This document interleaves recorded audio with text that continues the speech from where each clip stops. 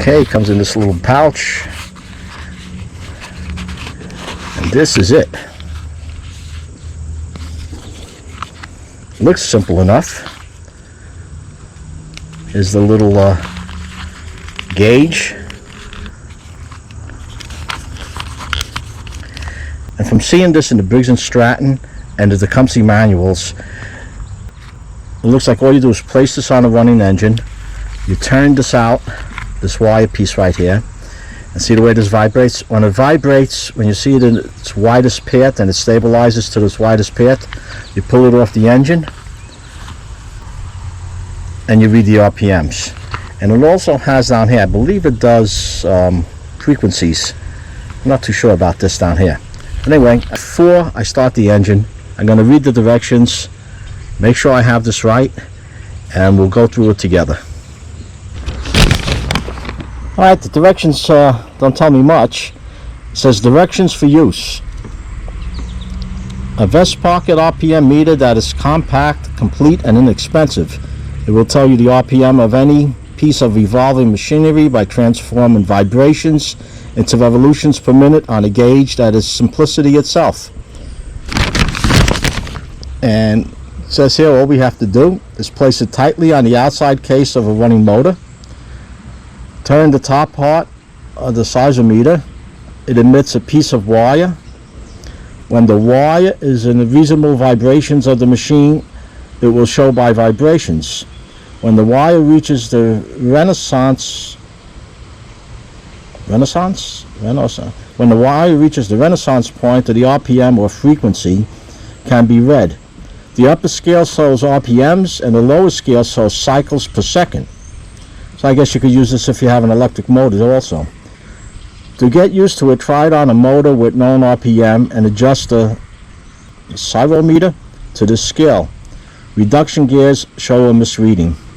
Gas motors give the RPMs of the crankshaft, but other fast-running shafts may influence the readings. My question is, I have overhead valves, so you have a camshaft. Was that going to throw it off?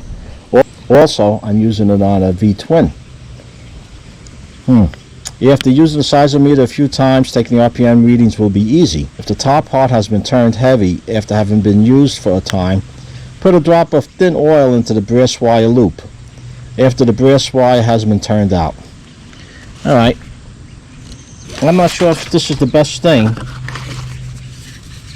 for a two-cylinder engine. This might be more for the single-cylinder engines, but we'll give it a try. I'm going to go start up that snapper and I'll see what we get. Okay, as I say over here, this is made in Germany. The outside of it looks simple enough. It looks like something that should last a while. Really not too much to break unless you run it over or drop a hammer on it or something. Anyway, let's get to that snapper and get started. I'm going to start this at 2,500 RPMs and we'll take it from there.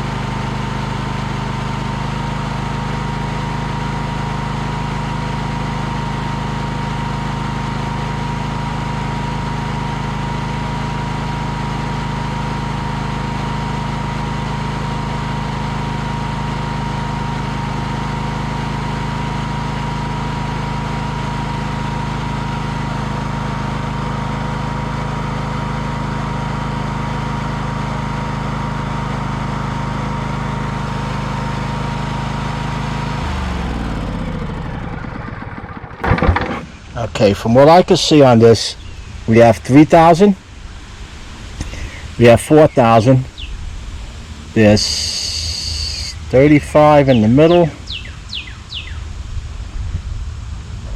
This looks like it's 3,200 RPMs, 3,200.